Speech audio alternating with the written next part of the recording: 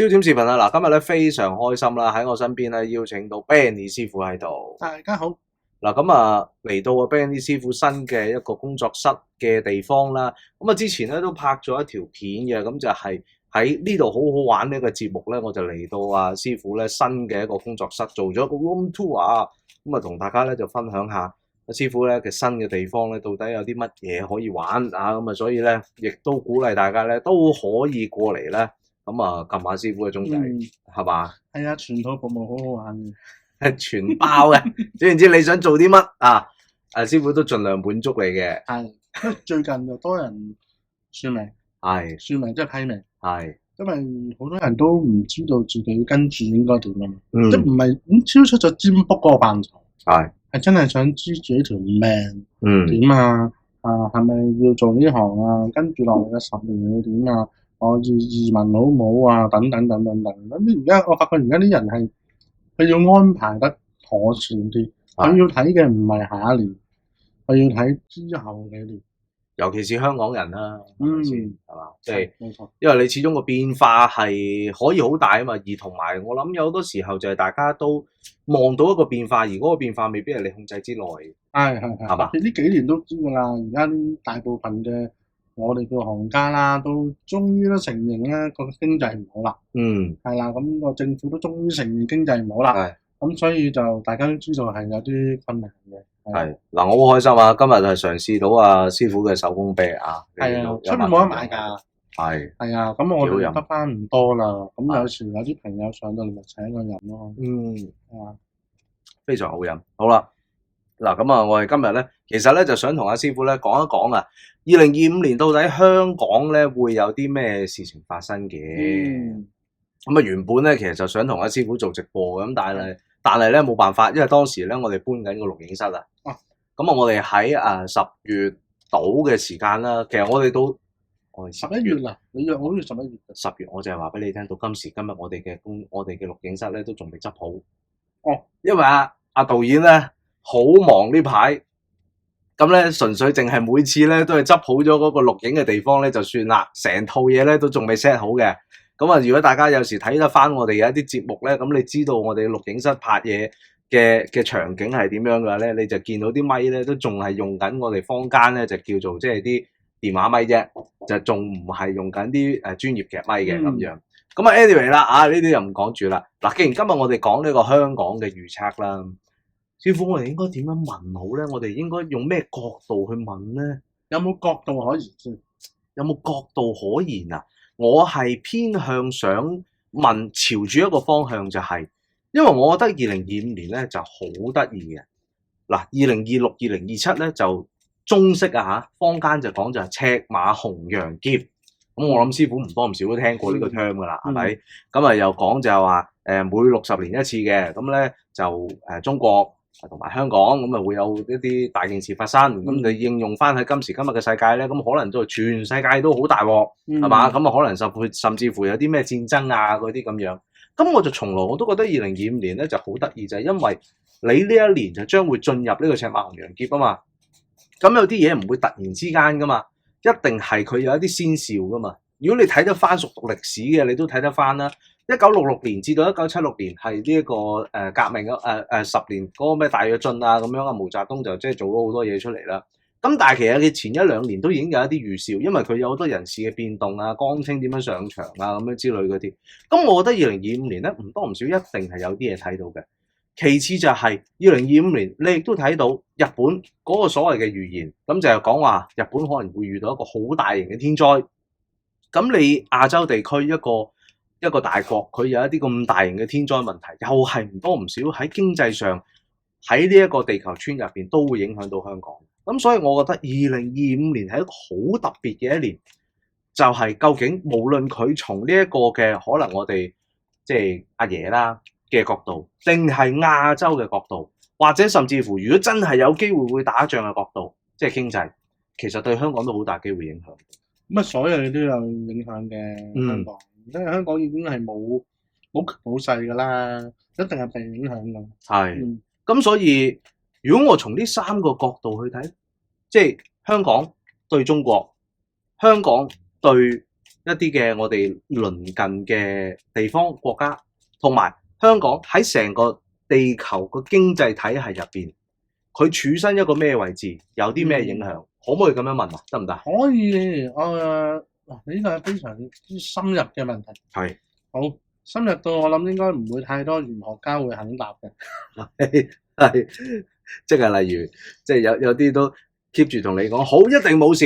佢未揭牌都已經話得㗎啦，冇事㗎，一定好嘅。有啲教咗腳嗰啲都係咁係咪？我已經去咗第二個台啊！我睇下先。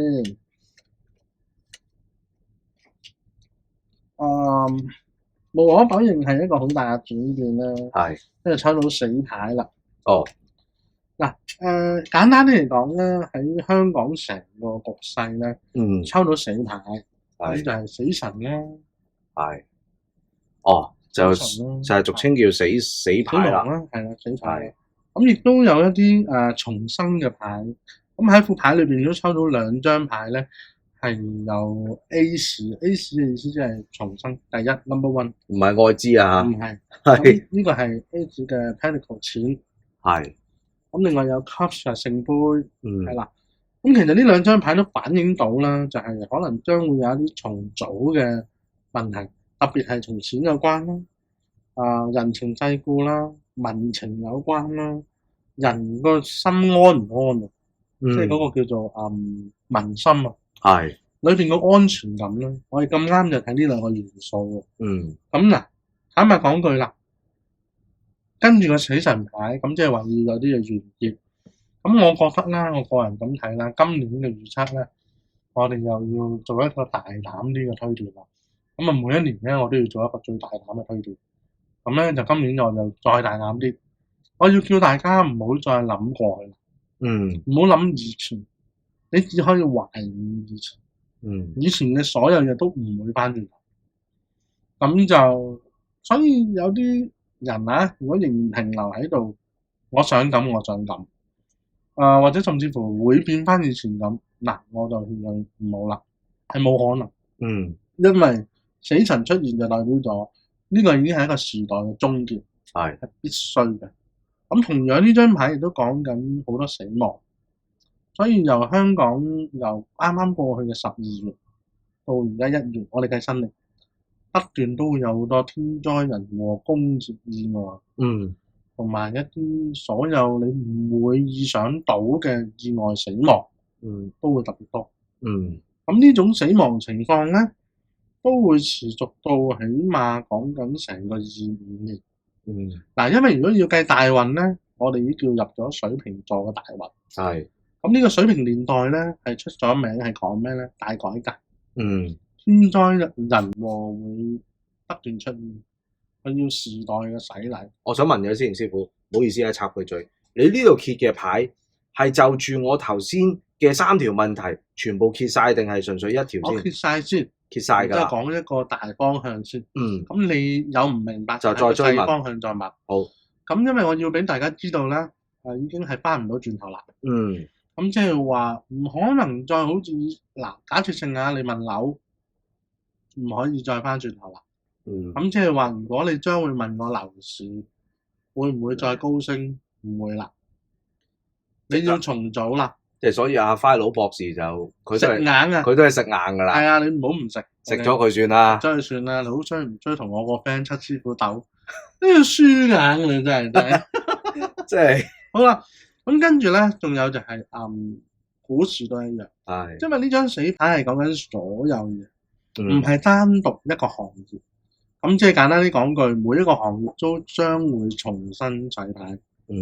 咁既有嘅興盛嘅行業咧，將會式微。咁所以你會見到好多大型企業陸續倒閉執笠，當然亦都會有啲新興行業再出翻嚟。咁同樣地有一個行業咧，就係叫做復刻嘅行業，就係以前式微咗，而家又會趌翻出嚟。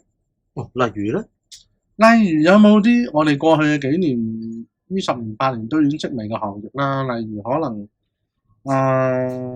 有啲咩做字啊、做膠牌啊、做袋啊、做袋或者係一啲文字嘢啊，或者出版界都積累咗一段時間啦。係。咁佢會有機會復刻。係。譬如武術界啦，係。定咗啦，係。跟住佢有機會復刻。係。即總之之前靜晒嘅嘢，佢會再翻轉。係。咁呢個都會係一個趨勢。係。咁即係簡單啲講句，過去股票都仲係蓬勃嘅，咁會跌嘅。我諗好難上到4萬2啊4萬5噶啦，唔好諗啦。咁所有都係重組。係。咁呢個都會係一個好明顯嘅。唔係喎，大師好嬲嘅喎，沈大師最近前排係咪先不惜要發嬲鬧嗰個佢個 partner 嘅喎，阿 Capspa 定 Chapspa？我諗佢好難唔嬲係嘛？佢特登要鬧佢喎，幾咁激氣啊！即係我有啲做新聞嘅朋友都話，可唔可以有冇沈大師個八字啊？可唔可以睇一睇佢？佢會唔會有生命危險啊？佢話激動到咁樣喎。我諗嗱，好似大前提，好似以往呢啲即係比較當紅嘅喺市場上都係會識嘅。係。所以我諗藉住今次咧，可能拜老先生沈大師有機會可能隨住呢個勢咧，會被時代即係呢個名俾時代更換啦。更換。應該會啦嚇，因為其實都好多會有唔同個，但唔緊要啊，佢哋精神仍然長存就算啦，咁總會俾翻個勳章佢嘅，俾翻勳章。係。咁所以咧變咗好多嘢都好大明顯積嘅，咁所以大家要留意啦嚇，即係揾錢嘅角度唔同咗，揾錢嘅行業唔同咗。同樣地，一啲以前比較差咗嘅嘢又會翻嚟。咁所以其實大家可以摸索一下咯。咁邊啲行業喺過去嘅10年係靜嘅，而家咪興旺咯。咁邊啲過去係比較旺嘅，咁咪開始得咯。係啦。咁就一個循環嚟嘅。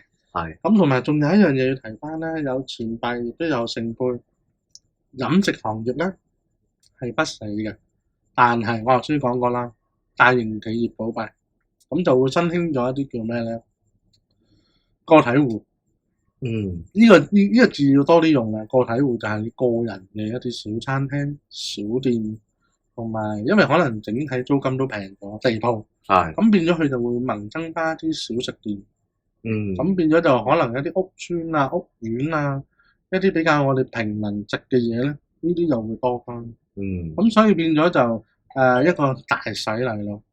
呢個就係一個經濟條件上邊。咁好啦，咁你話香港嗰個核心價值仲有冇咧？我頭先都講過啦，揾大錢冇啦。咁你覺得仲有冇核心價值？佢只係繼續仍然存在咯。繼續存在去謀生咯，即係俾翻我哋一般普羅市民去謀生。咁你話對口一啲國際性嘅身份咧，其實就差咗好多，因為咧。出邊仍然有好多資金係等住去唔同地方投資，但係偏偏唔打算喺香港。因為佢哋睇到喺香港冇呢個價值，咁所以就唔會做呢件事。其實我最近我睇過有一個 YouTube channel 嘅片啊，咁就大家都其實都可以睇嘅，就係呢個嗰個叫做咩 Black Box Office 啊，即係混血肥仔啊。咁佢嗱嗰條又擺明廣告片嚟嘅，即係有某新加坡公司揾佢。但係其中一樣嘢咧，我就覺得好現實嘅，就係點解有啲人佢哋會選擇可能將一啲亞洲公司嘅總部擺喺新加坡咧？因為佢哋嘅人口多元化。即係你變咗喺呢一個咁樣嘅趨向嘅時候咧，嗰件事就變咗係精英作一個主導，係嘛？就唔似可能香港就係佢有某特定嘅任務嘅，係嘛？即係可能佢某主管一定要係即係操流利嘅普通話咁樣，嗰件事就自由度咯。我諗都係自由度啦。咁如果我睇國際性咧，就以前就必須揀，而家就唔係必須揀。係啦。咁如果同我哋嘅父母咁啊，我哋嘅祖國咁都會面對一個好大嘅問題，就係經濟會轉型。佢哋都唔係十分好，我哋又唔係十分好，咁變咗咧就原來要靠海外市場。咁呢個都係有問題嘅。咁所以好似而家好似溝通唔到啊。即係其實係我哋嘅話事人同上面嘅話事人好似有少少溝通唔到啊。大家會錯意啊。即係有少少咁咯。係啦，咁所以嚟緊呢個年度咧，我唔覺得佢哋係有緊密嘅接觸，係有緊密嘅會錯意。係啦，即係阿大人就即係講一啲嘅説話出嚟，但係下邊嗰個咧就成日 get 錯嘅。係啦，我睇就係有呢個情況。啦，咁你話係咪因為真係擦鞋擦出禍或者擦上腦會錯意咧？唔排除。但係呢啲我哋就唔評論啦。但係就總之就係有少少大家會錯意個成分。因為我睇到阿大人或者我哋個父母，佢未必想嚟香港太多。但係咧，佢係想對外，佢想搞好一啲叫做國際嘅經濟貿易。但係我睇到香港配合唔到，因為會錯意。啦，咁可能甚至乎會唔會陀衰家咧？咁唔出奇啊！唔係，因為你始終你最近有好多一啲嘅政策，其實都即係為市民所詬病。即係嗱，呢個都係當然，我哋純粹都係大家傾下偈啦。咁呢個的確係客觀嘅事實，係反映咗一樣嘢噶嘛。你例如好似熊貓經濟咁樣，咁大家都覺得唔係啊嘛，97回歸就話啫，仲講緊啫。頂你費20幾30年後仲講。咁即係對熊貓都已經重新投胎過一次都仲得咯喎。即係話其實佢哋嘅年數咧就增長，但係思想冇增長嘛。咁冇辦法啦。咁我覺得需要改朝換代啦，等待呢個時間咧可能會好啲嘅。即係我就期望下一屆班子啦，我唔期望今屆㗎啦。咁所以其實我覺得都係大家係學玩樂，由雞食飯老味啊幾扮咁就算啦。即係過渡期要嘅。啦，咁但係當然啦，另一個香港現在所面對嘅一個問題就係嗰個嘅經濟嘅問題啦。咁頭先你都提及到經濟有好多方面嘅問題啦。咁但係其中一樣最影響嘅就係北上消費，係嘛？令到香港咧，你現時即係咪真係執10間開16間咧咁樣？咁啊，即係暫時未睇到呢樣嘢啦，係咪先？係嘛？咁所以呢個就係大家都擔心嘅咁啊。咁啊，睇下師傅有咩貼士啦。嗱，你話北上消費係咪一個最嚴重嘅問題咧？我唔認同嘅，因為97前大把人北上消費，97開始都有好多人北上消費。點解嗰陣時北上消費咁多，我哋冇太大影響？就係因為根本都存在，係解決唔到㗎。我哋冇可能阻止人北上消費，但係個問題係點解本身嘅人都唔消費咧？呢個先係個問題。咁我又咁講嘅，因為香港有少少俾人感覺係唔安全，冇咗歸屬感啊，意興闌珊。咁佢消費個熱情咧唔多，所以咪大家寧願北上消費或者向外消費咯。咁寧願珍惜旅行咯。我聽好多人講都係話，我離開咗香港就舒服㗎啦。空氣啊，嗰種空氣啊，呢個就係冇得講。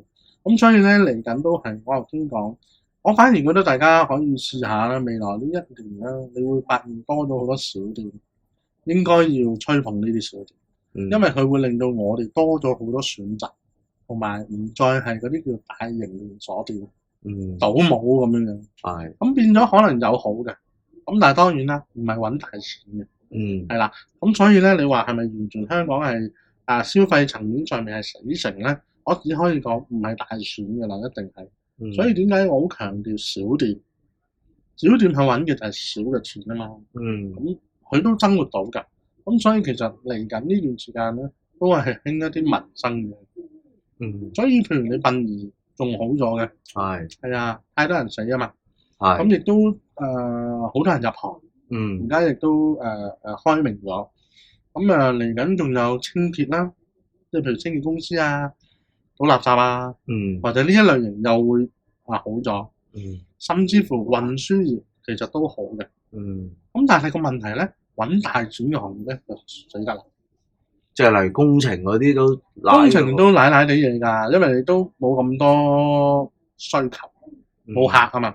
咁所以佢變咗細工程咪 OK，未去到細工程唔 OK， 但係細工程 OK，但係大工程就有問題。你分分鐘可能收唔到糧。係啊，咁我頭先都講啦，呢段時間都係要小心啲天災人禍，同埋一啲基建意外。咁所以大工程嘅朋友，大家都要小心啲，即係注意工業安全。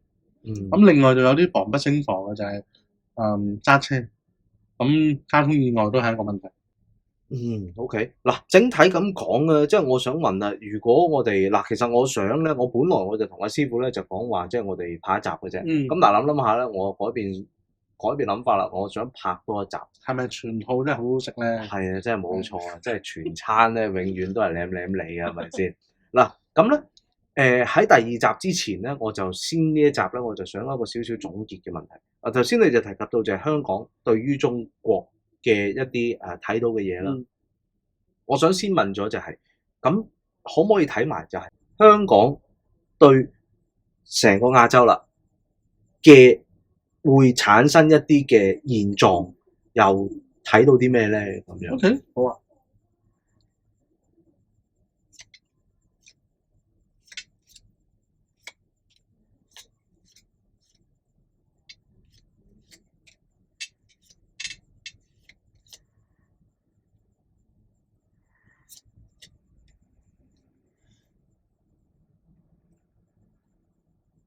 我諗我哋可以嗱，大嘅投資咧，坦白講到真係唔揀佢。係。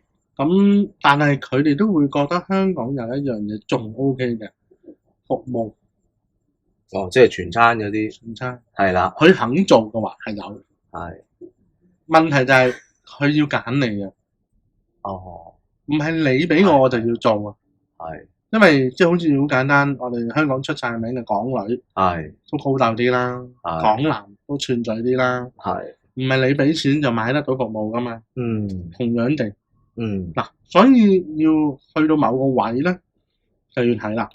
但係你問我咧，喺國際嘅價值咧，佢仲有個服務喺度嘅。但係係咪必須咧？已經唔係必須噶啦。所以大家要小心呢個問題，唔好調得太高。係。OK，嗱咁啊，所以即係今集啦，作為一個香港嘅一個預測啦，咁啊希望俾到一啲資訊大家。咁其實下一集咧，我就會有一個咩諗法咧，就係我想問得闊啲，因為其實始終我都好擔心咧，就係一啲天災嘅嘢，又或者可能係甚至乎有一啲大家即係不可抗力嘅一啲嘅變化。你例如好似最近即係南韓又有好多啲嘅問題啦，即係我諗大家活咗咁多年人都第一次見有一個低能到咁樣嘅總統啊，因為佢完全係自製被捕嘅呢單嘢，係嘛？嗱，今日我哋錄影嘅時間就係1月16號，1月15號，咁啊1月15號今朝下晝佢係被捕咗啦，係啦，被捕啦，真正被捕咗啦嚇，即係已經冇得再推啦。即係佢其實佢自製被捕嘅，你等於成單，你睇翻成件事就係嘛？咁你南韓已經係立亂啦，咁南韓立亂嘅時候，咁你知啊肥仔恩又梗係諗好多嘢㗎啦。咁啊，跟住然之後咧，就日本亦都係即係面對住一個大家都即係都認為係問題嘅問題啦，係嘛？咁你跟住又話喂，再下一年嘅時候，2026年就係赤馬紅羊劫。咁進入呢一個赤馬紅羊劫之前係嘛？咁會唔會我哋中國可能都有一啲嘅措施或者有一啲嘢會搞咧咁樣？咁所以其實即係下一集咧，我就會從呢3個角度咧，再去同阿 Benny 師傅傾一傾，咁啊俾一啲嘅預測同分析俾大家嘅，好嘛？咁啊，今集時間到啦，下一集再見大家，拜拜。